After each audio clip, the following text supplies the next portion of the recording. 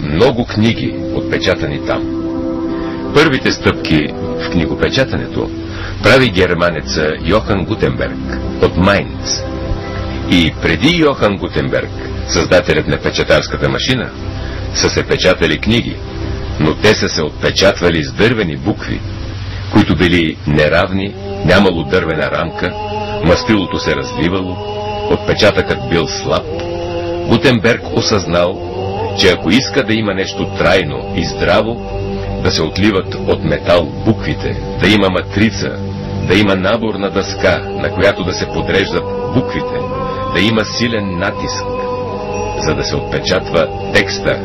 И затова той съвсем случайно, като наблюдавал работа на една преса за изтискване на грозде, открил своята печатарска машина.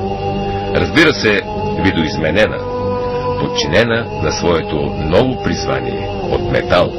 Годината е вече 1448. Някъде в средата на 15 век, в Венеция, на Яков Крайков му трябват няколко години да натрупа опит и знания, за да купи и обнови печатницата на сърбина Винченцо Вукович. Сред венецианските печатари се ражда едно ново име – Яков Крайков, българин от окрайнините на Османската империя, млад човек с силен характер и никакво чувство за малоценност сред венецианската печатарска гилдия. И в 1566 година, от 15 май до 30 август, Яков отпечатва своята първа книга «Часослов», двуцветен печат с 31 гравюри. Тя съдържа апокрифни текстове, псалми, тропари, кондаци. Авторът е прибавил и слова за Кирил Философ, Иван Рилски, Иларион Мъгленски и други. Книгата е с малък формат, с 286 листа. Два непълни екземпляра се съхраняват в Пловдивската библиотека. В 1569 година Яков Крайков в съдружие с сръбския издател Яролим Сгурович отпечатва Псалтир, 274 листа. Въпреки че книгата има строго богослужебен характер, Яков добавя и тук жития на светии, има тропари, кондаци. Придобил опит в книгопечатането, на следващата 1570 година отново с Яролим Сгурович издават една голяма книга – молитвеник, съдържащ 281 листа. В послеслова на молитвеника, Требника, Яков се определя като Крайков син от Македония, София, разбира се, защото кой ще ти знае къде е камен на река.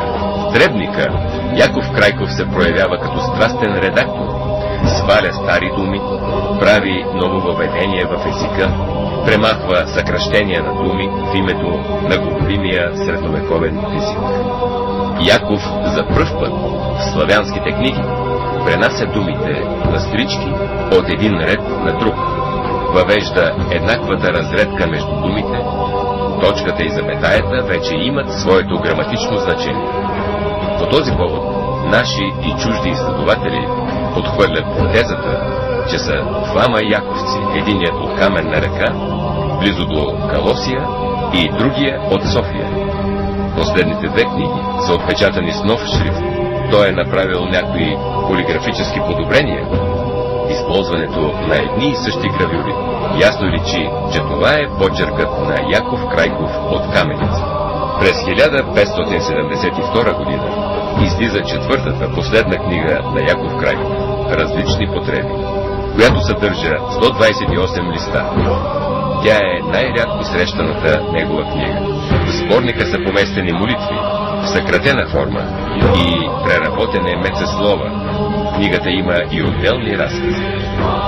В сборника Яков помества и старобългарската апокрифна литература, което за времето е било твърде смело.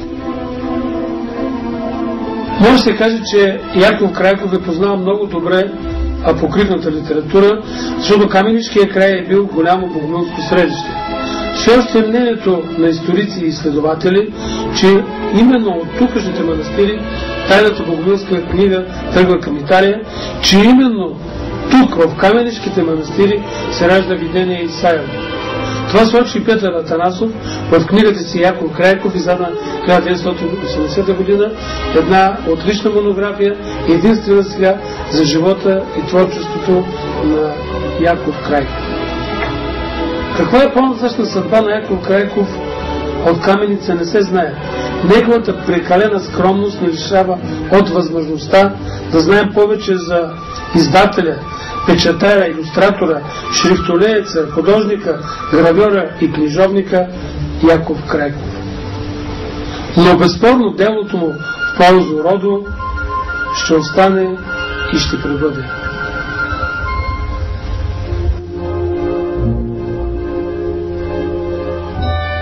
Нощта неусетно се изсипва от планината мастилено синя и потапя в таинство и призрачни сенки с мълчаната котловина. И сякаш чувам тихите стъпки на монасите и виждам крехките им силуети, които притичват по манастирския път и потъват зад дебелите зидове на Котугирския манастир. Навярно, духът на Яков броди отново по този край и буди със словото си българите християни, нарамил торбата с книгите.